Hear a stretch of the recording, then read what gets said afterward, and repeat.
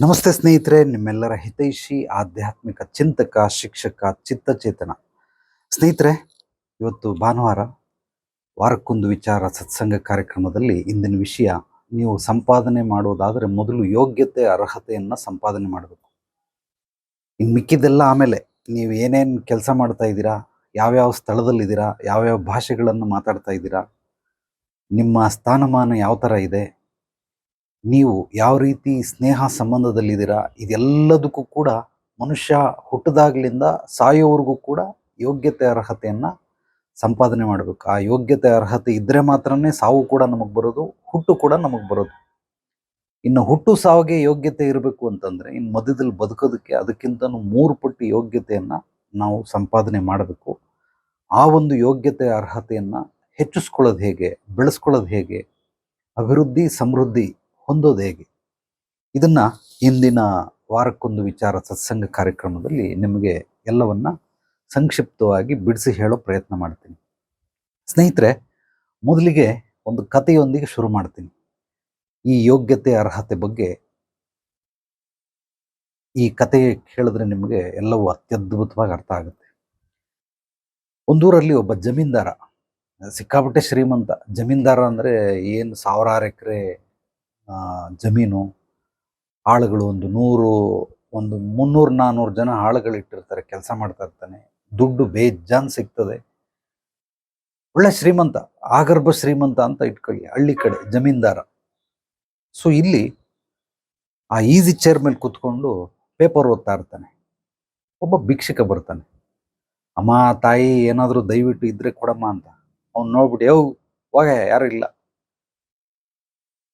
So ಹೋಗಿ ಮುಂದೆ ಹೋಗು, ಬೆಳಗ್ಗೆನೆ ಬಂದ್ಬಿಟ್ಟಿದ್ಯಾ ತಲೆ ತಿನ್ನಕ್ಕೆ ಅಂತ. ದಣಿ ಹಂಗೆ ಅನ್ಬೇಡಿ ದಣಿ, ಬುದ್ಧಿ ಏನೋ, ನಾನು ಬಡವ ಬುದ್ಧಿ, ಊಟ ಮಾಡಿಲ್ಲ ಒಂದು 3-4 ದಿವಸದಿಂದ, ದಯವಿಟ್ಟು ನೆನ್ನೆದೇನಾದರೂ ಇದ್ರೆ ಕೊಟ್ಬಿಡಿ ಬುದ್ಧಿ ಅಂತ. ಅಲ್ಲ ನೆನ್ನೆದೇನಾದರೂ ಉಳಿದಿದ್ರೆ ನಮ್ಮ ಮನೇಲಿ ದನ ಕರುಗಳವೆ, ಅವಕ್ಕೆ ಹಾಕ್ತೀನಿ ಮೊಸರೆನ, ನಿನಗೆ ಯಾಕೆ ಕೊಡ್ಬೇಕು? ಸೊ ಅವಕ್ಕೆ ಹಾಕಾಯ್ತು, ನೆನ್ನೆ ಮಿಕ್ಕಿದ ತಕ್ಷಣ ರಾತ್ರಿನೇ ಹಾಕ್ಬಿಡ್ತೀರಿ, ಅದೆಲ್ಲ ಆಲ್ರೆಡಿ ತಿನ್ಬಿಟ್ಟಿರ್ತದೆ, ಏನೋ ಬಕೆಟಲ್ಲಿ ಸ್ವಲ್ಪ ಇರಬೇಕು, ಬೇಕಾದ್ರೆ ಇದ್ರೆ ತಂದ್ಕೊಡ್ತೀನಿ, ನಾನು ನೋಡ್ತೀನಿ ಅಂತ ಅಂದೆ. ಅಯ್ಯೋ ಅದೆಲ್ಲ ಬೇಡ ಸ್ವಾಮಿ, ಅಟ್ಲೀಸ್ಟ್ ಊಟ ಇಲ್ಲ ಅಂದರೆ, ತಂಗಳಿಲ್ಲ, ಬಿಸಿನಾದರೂ ಕೊಡಿ ಅಂದೆ. ತಂಗಳೇ ಕೊಡಲ್ಲ ಅಂದಮೇಲೆ ಬಿಸಿ ಎಲ್ಲಿಂದನ ಕೊಡ್ತಾರೆ? ಖಂಡಿತವಾಗ್ಲೂ ಬಿಸಿನೂ ಕೊಡಲ್ಲ. ಸರಿ, ಏನೋ ಬಟ್ಟೆ ಹರಿದೋಗಿರೋದೇನಾದರೂ ಇದ್ರೆ ಕೊಡಿ ಸ್ವಾಮಿ, ಒತ್ಕೊಳ್ಳೋಕ್ಕೆ ಕಂಬಳಿ ಅವು ಏನಾದರೂ ಬೆಡ್ಶೀಟ್ ಇರ್ತಾವೆ ಕೊಡಿ ಸ್ವಾಮಿ ಅಂತ. ಏನಿಲ್ಲ ನಮ್ಮ ಹತ್ರ ಒಂದು 200-300 ಜನ ಕೆಲಸ ಮಾಡ್ತಾರೆ, ಹಂಗೇನಾದರೂ ಹಳೇದಾದರೆ ಅವ್ರಿಗೆ ಕೊಟ್ಬಿಡ್ತೀರಿ ಕೆಲ್ಸಕ್ಕೆ ಹಾಕ್ಕೊಳ್ಳೋಕ್ಕೆ, ಸೊ ಸಿಂಬಿ ಮಾಡ್ಕೊಳ್ಳೋಕ್ಕೆ ಅದೆಲ್ಲ ಕೊಟ್ಬಿಡ್ತೀರಪ್ಪ, ಯಾವುದೂ ಇಲ್ಲ, ಬೆಡ್ಶೀಟ್ ಎಲ್ಲ ಏನೂ ಇಲ್ಲ, ನೀನು ಸುಮ್ಮನೆ ತಲೆ ತಿನ್ಬಿಡ, ಬೆಳಗಿನ ಹೋಗಿ ರೈಟ್ ಹೇಳಿ ನೀನು ಅಂತ ಬೈದು ಬಿಡ್ತಾನೆ. ಹಂಗೆ ಹೇಳ್ಬಿಡಿ ಬುದ್ಧಿ, ಅಟ್ಲೀಸ್ಟ್ ಅದಿಲ್ಲ ಅಂದರೆ ಏನೋ ಪಾತ್ರೆ ಪಗಡೆಗಳು ಏನೋ ಡೆಂಟ್ ಆಗಿರ್ತಾವಲ್ಲ, ಅದನ್ನಾದರೂ ಕೊಡಿ ದಯವಿಟ್ಟು, ಅದನ್ನಾದರೂ ತಗೊಳ್ತೀರಿ ಅಂತ ಹೇಳ್ತಾನೆ. ಇಲ್ಲಪ್ಪ, ಅದನ್ನೆಲ್ಲ ಈಗ ಸ್ಟೀಲ್ ಸಾಮಾನನ್ನು, ಹಳೆ ಕಬ್ಬಣ ಪಾತ್ರೆ ಬರ್ತದಲ್ಲ, ಅದನ್ನೆಲ್ಲ ಹಾಕ್ಬಿಟ್ಟು ಹೊಸ ಪಾತ್ರೆಗಳನ್ನು ನಾವು ತಗೊಳ್ಳೋದು, ಹಳೇದು ಯಾವುದೂ ಇಲ್ಲ. ಮಡಕೆ ಏನಾದರೂ ಒಡೆದಾಗಿರೋದು ಇದ್ರೆ ಕೊಡಿ ಸ್ವಾಮಿ ದಯವಿಟ್ಟು, ಅದನ್ನಾದರೂ ತಗೋತೀನಿ, ಮಡಕೆನಾದರೂ ಕೊಡಿ ಅಂತ. ಇಲ್ಲ ನೀನು ಏನಯ್ಯ, ಮಡಕೆ ಒಡೆದಾಗಿರೋದು ನೋಡಲ್ಲೆಲ್ಲ ಪಾಟ್ಗಳೆಲ್ಲ ರೆಡಿ ಮಾಡಿ ಇಟ್ಬಿಟ್ಟಿದ್ದೀನಿ, ಸೊ ಯಾವುದೇ ಮಡಕೆ ಏನಾದರೂ ಒಡೆದಾದ್ರೆ ಸುಮ್ಮನೆ ವೇಸ್ಟ್ ಮಾಡಲ್ಲ, ಅದನ್ನು ಮತ್ತೆ ತಿರ್ಗಾ ಪಾಟ್ ಮಾಡಿಕೊಂಡು ಅದರಲ್ಲಿ ಗಿಡ ಎಲ್ಲ ಬೆಳೆಸ್ತಾ ಇರ್ತೀವಿ. ಇವನ್ ತಲೆ ಕೆರ್ಕತಾನೆ, ಏನು ಕೇಳಿದ್ರು ಕೊಡಲ್ಲ ಅಂತಾನಲ್ಲಪ್ಪ ಸ್ವಾಮಿ, ಅಂತಿಮದಲ್ಲಿ ನಿಮ್ಮ ಕಾಲ್ ಕೆಳಗಡೆ ಧೂಳೈತಲ್ಲ, ಅದನ್ನಾದರೂ ಕೊಡಿ ಸ್ವಾಮಿ ಅಂತಾನೆ. ಕಾಲ್ ಧೂಳ, ಅದನ್ನ ತಗೊಂಡು ಏನೋ ಮಾಡ್ತೀಯ ಅಂತ, ಪ್ಲೀಸ್ ಕೊಡಿ ಸ್ವಾಮಿ ದಯವಿಟ್ಟು, ಅದನ್ನಾದರೂ ಕೊಡಿ ಸ್ವಾಮಿ ಅಂತ. ಅವನೇನು ಮಾಡ್ತಾನೆ, ಕುಂತಿರೋ ಜಾಗನ ಕಾಲೆತ್ಬಿಟ್ಟು ಹಿಂಗೆ ಗೋರ್ಬಿಟ್ಟು ಕೊಡ್ತಾನೆ. ಏನಿಲ್ಲ, ಬರೀ ಧೂಳು ಅಷ್ಟೇ, ಬೇರೆ ಏನಿಲ್ಲ, ಹಾಕ್ಬಿಟ್ಟು ತಗೋ ಅಂತಾನೆ. ಸೊ ಅವ್ನ ಕೈಗೆ ಹಿಂಗೆ ಮಾಡ್ತಾನೆ. ಆಯ್ತು ಸ್ವಾಮಿ, ನನ್ನ ಕೆಲಸ ಬಂದಿದ್ದ ಕೆಲಸ ಆಯಿತು ಅಂತ. ಅಂದರೆ ಭಿಕ್ಷುಕ ಒಬ್ಬ ಜಮೀನ್ದಾರನಿಗೆ, ಶ್ರೀಮಂತನಿಗೆ ಕೊಡೋದನ್ನ ಕಲಿಸ್ತಾವನೆ. ಊಟ ಕೇಳ್ದ ಕೊಡಲಿಲ್ಲ, ಬಟ್ಟೆ ಕೇಳ್ದ ಕೊಡಲಿಲ್ಲ, ಪಾತ್ರೆ ಪಗಡೆಗಳನ್ನು ಕೇಳ್ದ ಕೊಡಲಿಲ್ಲ, ಒಡೆದೋಗಿರೋ ಮಡಕೆನಾದರೂ ಕೊಡೆಯ, ಅದನ್ನು ಕೊಡಲಿಲ್ಲ. ಭಿಕ್ಷುಕನಿಗೇನು ಅಂದರೆ, ಇವನ ಕೈಯಲ್ಲಿ ನಾನು ಏನಾದರೂ ಒಂದು ತಗೊಳ್ಳೇಬೇಕು, ಅದಕ್ಕೋಸ್ಕರ ಕಾಲು ಧೂಳಾದರೂ ತಗೊಳ್ಳೋಣ ಅಂತ ಅಂದ್ಬಿಟ್ಟು ಧೂಳನ್ನು ತೆಗೆದು ಒರೆಸ್ದ. ಸೊ ಯಾವಾಗ ಧೂಳು ಕೊಟ್ಟನ, ಅವನ ಕೈಯಿಂದ ಕೊಟ್ಟ, ಈಗ ಅವನಿಗೆ ಯೋಗ್ಯತೆ ಅರ್ಹತೆ ಬಂತು. ಅಂದರೆ ಈ ಯೋಗ್ಯತೆ ಅರ್ಹತೆಯನ್ನು ಸಂಪಾದನೆ ಮಾಡೋದು ಹೇಗೆ ಅಂತ ಹೇಳ್ತಾ ಇದ್ದೀನಲ್ಲ, ಈ ರೀತಿ ಒಬ್ಬ ವ್ಯಕ್ತಿ, ಒಬ್ಬ ಬಡವ ಶ್ರೀಮಂತನಿಗೆ ಕಲಿಸ್ಕೊಡ್ತಾವನೆ ಯೋಗ್ಯತೆ ಅರ್ಹತೆಯನ್ನ. ಯಾವ ರೀತಿ ಕೊಡೋ ಅಂಥ ಯೋಗ್ಯತೆ ಅರ್ಹತೆಗಳು, ಇದು ಕೆಲವೊಂದು ವಿಚಾರಗಳು ಬಹಳ ಸೂಕ್ಷ್ಮ ಇರ್ತವೆ, ಕೆಲವ್ರಿಗೆ ಅರ್ಥ ಆಗಲ್ಲ. ಆದ್ರಿಂದ ಹೇಳೋದನ್ನ ಅರ್ಥೈಸ್ಕೊಳ್ಳೋದಕ್ಕೆ ಪ್ರಯತ್ನ ಪಡಿ. ನಾನೇನಾದರೂ ಬ್ರಹ್ಮವಿದ್ಯೆ ಇದೆ ಅಂತಂದ್ರೆ ಅದು ಒಂದೇ ಇರೋದು, ಅರ್ಥ ಮಾಡ್ಕೊಳ್ಳೋವಂಥದ್ದೇ ಬ್ರಹ್ಮವಿದ್ಯೆ. ಇದನ್ನೇ ನಾನು ಬ್ರಹ್ಮವಿದ್ಯೆ ಅಂತ ಕರೆಯೋದು. ಇನ್ನೊಂದು ಉದಾಹರಣೆ ಹೇಳ್ಬಿಡ್ತೀನಿ. ಇಲ್ಲಿ ಬರುವಂಥ ಗಂಡಸರು ಹೆಚ್ಚಾಗಿ 100ಕ್ಕೆ 99% ಒಂದೇ ಪ್ರಶ್ನೆ ಕೇಳೋದು, ದುಡ್ಡು ನಿಲ್ಲಲ್ಲ. ಯಾಕೆ ದುಡ್ಡು ನಿಲ್ಲಲ್ಲ? ಈಗ ಅವನು ದುಡ್ಡು ನಿಲ್ಸೋದಕ್ಕೆ ಒಂದು ಪ್ರಕ್ರಿಯೆಯನ್ನ ಕೊಟ್ಟೆ. ಏನದು? ಒಂದು ಉಂಡಿ ತಗೊಳ್ಳೋ, ಅಥವಾ ನಾನೇ ಮಾಡ್ಕೊಡ್ತೀನಿ ಬಿಡು, ಒಬ್ಬ ಹುಡುಗ ಅವನ ಕೈಲಿ ಹೇಳ್ಬಿಟ್ಟು ಅದಕ್ಕೆ ಡೈಲಿ 100 ರೂಪಾಯಿ. ನನ್ನ ಸಂಪಾದನೆ 100 ರೂಪಾಯಿ ಇಲ್ಲ ಗುರುಜಿ, ಏನೋ ಒಂದು 300-400 ರೂಪಾಯಿ ಸಿಗ್ತದೆ, 100 ರೂಪಾಯಿ ಉಂಡಿಗೆ ಹಾಕ್ಬಿಟ್ರೆ ಏನ್ ಗತಿ? ಸರಿ, ಒಂದು 50 ರೂಪಾಯಿ ಹಾಕಿ. ಸಾಧ್ಯವಿಲ್ಲ, 50 ರೂಪಾಯಿ ಆಗಲ್ಲ. ಒಂದು 10 ರೂಪಾಯಿ ಹಾಕೋ.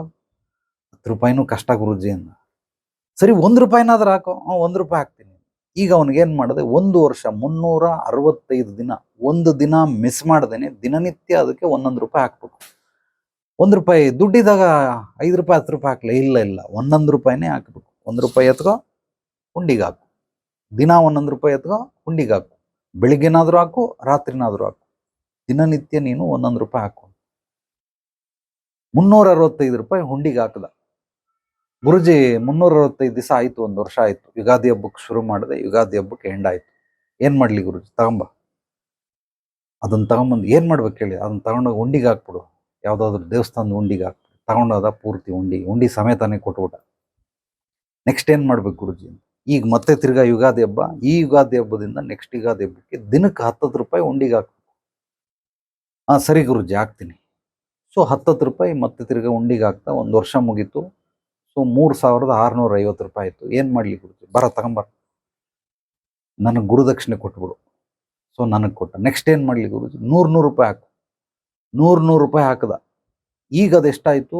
36,500 ರೂಪಾಯಿ ಆಯ್ತು. ಏನ್ ಮಾಡ್ಲಿ ಗುರುಜಿ? ಇದನ್ನ ತಗೊಂಡೋಗಿ ನಿಮ್ಮ ಮನೆ ದೇವ್ರಿಗೆ ಏನಾದ್ರೂ ಒಂದು ಸೇವೆ ಮಾಡಿಸ್ಕೊಟ್ಬಿಡು. ಚಿನ್ನದ್ದೋ ಬೆಳ್ಳಿದೋ ಏನೋ ಒಂದು ದೇವಸ್ಥಾನದ ಖರ್ಚಿಗೆ ನಿಮ್ಮ ಮನೆ ದೇವರು, ನಿಮ್ಮ ವಂಶದ ಕಡೆಯಿಂದ ನಿಮ್ಮ ಮನೆ ದೇವ್ರು ಕೊಟ್ಬಿಡಪ್ಪ.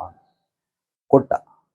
ಈಗ ಈ 3 ವರ್ಷದಲ್ಲಿ ಅವನಿಗೆ ನಾನು ಹೇಳ್ಕೊಟ್ಟಿದ್ದೇನು ಅಂತಂದ್ರೆ, ಯೋಗ್ಯತೆ ಅರ್ಹತೆಯನ್ನ ಬೆಳೆಸಿದ್ದು. ಅವನಲ್ಲಿ ಇರಲಿಲ್ಲ. ದುಡ್ಡು ನಿಲ್ಲೋ ಅಂತ ಯೋಗ್ಯತೆ ಅರ್ಹತೆ ಅವನಿಗೆ ಗೊತ್ತಿಲ್ಲ. ಅವನ ಹತ್ರ ಯಾರ್ಯಾರ ಹತ್ರ ದುಡ್ಡು ನಿಲ್ಲಲ್ಲ, ನಿಮಗೆ ಯೋಗ್ಯತೆ ಅರ್ಹತೆ ಇಲ್ಲ ಅಂತ ತಿಳ್ಕೊಂಬಿಡಿ.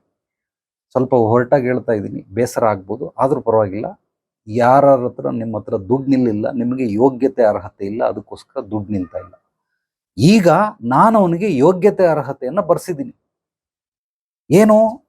ಇಲ್ಲಿ 1 ರೂಪಾಯಿ ಲೆಕ್ಕಕ್ಕಿಲ್ಲ. ಆ ಹುಂಡಿಗೆ ದುಡ್ಡು ಹಾಕುವಂಥದ್ದು ಏನಿದೆ, ಇದು ನೀವು ನೋಡ್ಬೇಡಿ ಎಷ್ಟು ದುಡ್ಡು ಹಾಕದ, ಏನ್ ಮಾಡ್ದ, ಅವೆಲ್ಲ ನೆಕ್ಸ್ಟ್ ಅದೆಲ್ಲ ಉಪಯೋಗಕ್ಕೆ ಬರೋದೇ ಇಲ್ಲ.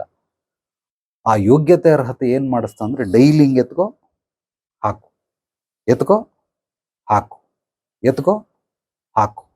ಈಗ ಅವನಿಗೆ ಯೋಗ್ಯತೆ ಅರ್ಹತೆ ಬಂತು. ಅದು 1 ರೂಪಾಯಿ ಹಾಕದ್ನ, 10 ರೂಪಾಯಿ ಹಾಕದ್ನ, 100 ರೂಪಾಯಿ ಹಾಕದ್ನ, 1000 ರೂಪಾಯಿ ಹಾಕದ್ನ, ಇದು ಲೆಕ್ಕ ಇಲ್ಲ. ಇಲ್ಲಿ ಎತ್ಬಿಟ್ಟು ಹಿಂಗೆ ಹಾಕೋದಿದೆಯಲ್ಲ, ಇದನ್ನ ಯೋಗ್ಯತೆ ಅರ್ಹತೆ ಅಂತ ಕರೀತಾರೆ. ಪ್ರತಿಯೊಬ್ಬ ಮನುಷ್ಯನಿಗೆ ಈ ಒಂದು ಯೋಗ್ಯತೆ ಅರ್ಹತೆಯನ್ನ ಬೆಳೆಸ್ಕೊಂಡಾಗ ಮಾತ್ರ ಈಗ ದುಡ್ಡು ನಿಲ್ತದೆ. ಈಗ ಎಷ್ಟಾಗ್ತಾನೆ ಅವನು ಉಂಡಿಗೆ ಅಂತಂದ್ರೆ, ಪ್ರೆಸೆಂಟ್ ಈಗ ಒಂದು ಡೈಲಿ 500 ರೂಪಾಯಿ ಹಾಕೋದಕ್ಕೆ ಪ್ರಯತ್ನ ಪಡ್ತಾನೆ. 500 ರೂಪಾಯಿ ಆಗಲ್ಲ, ಬಟ್ ಒಂದ್ ದಿವಸ 300 ರೂಪಾಯಿ ಹಾಕಿದ್ರೆ ಇನ್ನೊಂದ್ ದಿವಸ 700 ರೂಪಾಯಿ ಹಾಕ್ತಾನೆ. ಒಟ್ಟಿನಲ್ಲಿ 500 ರೂಪಾಯಿ ಲೆಕ್ಕದಲ್ಲಿ ದಿನನಿತ್ಯ ಹುಂಡಿಗೆ ಹಾಕ್ತಾವನು. ಇದ ಒಂದು 5ನೇ ವರ್ಷ. 5 ವರ್ಷದ ಹಿಂದೆ ಬಂದವನು ಇವತ್ತು ಹೆಂಗ ದುಡ್ಡು ನಿಲ್ತದೆ ಅಂದ್ರೆ, ನಿಲ್ತದ ಗುರುಜಿ ಅಂತ. ಯೋಗ್ಯತೆ ಅರ್ಹತೆ ಯಾವ್ದ್ರಲ್ಲಿ ಯೋಗ್ಯತೆ ಅರ್ಹತೆ ಹೇಳಿದೀನಿ. ಹುಟ್ಟೋದಕ್ಕೂ ಯೋಗ್ಯತೆ ಬೇಕು, ಸಾಯೋಕ್ಕೂ ಯೋಗ್ಯತೆ ಬೇಕು. ಆ ಹುಟ್ಟು ಸಾವಿಗೆ ಯೋಗ್ಯತೆ ಬೇಕು ಅಂತ ಅಂದ್ಮೇಲೆ ಇನ್ನು ಬದುಕಿಗೆ ನಮಗೆ ಯೋಗ್ಯತೆ ಬೇಕು. ಈ ಬದುಕಲ್ಲಿ ಏನೇನಕ್ಕೆ ಯೋಗ್ಯತೆ ಬೇಕು? ಮೂಲವಾಗಿ ಸ್ನೇಹ ಸಂಬಂಧದಲ್ಲಿ ಯೋಗ್ಯತೆ ಇರಬೇಕು. ಹಂಗಿದ್ರೆ ಮಾತ್ರ ನಮ್ಮ ಜೊತೆ ಇರ್ತಾರೆ, ಇಲ್ಲ ಅಂದ್ರೆ ಇಲ್ಲ. ಅಪ್ಪ ಸತ್ತೋದ, ಅಮ್ಮ ಸತ್ತೋದ್ಲು, ಅಣ್ಣ ತಮ್ಮಂದಿರು ಸತ್ತೋದ್ರು, ಅಕ್ಕ ತಂಗಿರು ಸತ್ತೋದ್ರು. ಯಾಕೆ ಅಂದ್ರೆ ನಿನಗೆ ಯೋಗ್ಯತೆ ಅರ್ಹತೆ ಇಲ್ಲ. ಅಪ್ಪನ ಇಟ್ಕೊಳ್ಳಕ್ಕೆ, ಅಮ್ಮನ ಇಟ್ಕೊಳ್ಳಕ್ಕೆ, ಅಕ್ಕ ತಂಗಿದನ್ನ ಇಟ್ಕೊಳ್ಳಕ್ಕೆ ನೀನು ಯೋಗ್ಯತೆ ಸಂಪಾದನೆ ಮಾಡಿಲ್ಲ, ಅದಕ್ಕೆ ಹೋಗ್ಬಿಟ್ರು. ಫ್ರೆಂಡ್ಸ್ಗಳಿಲ್ಲ, ತುಂಬಾ ಕ್ಲೋಸ್ ಫ್ರೆಂಡ್, ಚಡ್ಡಿ ದೋಸ್ತ್ ಬಿಟ್ಬಿಟ್ಟು ಹೋಗ್ಬಿಟ್ಟ, ಜಗಳ ಆಡ್ಬಿಟ್ಟ. ಸೊ ಏನೋ ಒಡೆದಾಟ ಬಡದಾಟ ಆಗೋಯ್ತು. ಯಾಕೆಂದ್ರೆ ಯೋಗ್ಯತೆ ಅರ್ಹತೆ ಇಲ್ಲ. ಅದಕ್ಕೋಸ್ಕರ ನಿನಗಿಲ್ವಾ ಅವನಿಗಿಲ್ವಾ, ಇಬ್ಬರಲ್ಲಿ ಒಬ್ರಿಗಿಲ್ಲ ಅಂದ್ರೂ ಅದು ಕಳಿಸ್ಕೊಂಡ್ಬಿಡ್ತದೆ. ಯಾರಿಗೋ ಒಬ್ರಿಗೆ ಇರ್ಲೇಬೇಕು, ಇಬ್ರಿಗೂ ಇರ್ಬೇಕು. ಒಬ್ರಿಗಿಲ್ಲ ಅಂತಂದ್ರೂ ಕಳಿಸ್ಕೊಂಡ್ಬಿಡ್ತದೆ. ಆದ್ರಿಂದ ಯೋಗ್ಯತೆ ಅರ್ಹತೆ ಮೊದಲು ಸ್ನೇಹ ಸಂಬಂಧದಲ್ಲಿ ಬಹಳ ಮುಖ್ಯ.